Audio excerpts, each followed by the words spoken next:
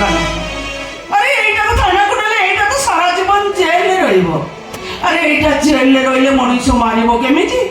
পাপ করে পাপ করে নরক পুরি না ঘাটি হব কেমিতি? କହୁନୁ ଆପରେ କହିବୁ ଭଲ ମୁଁ କଥା ଜଣେ ପୋଲିସ କର୍ମଚାରୀ ଏଇଟା ତ ଯେମିତି ବି ହଉ ମୁଁ ଏଟାକୁ ଥାନାକୁ ନେଇକି ଯିବି।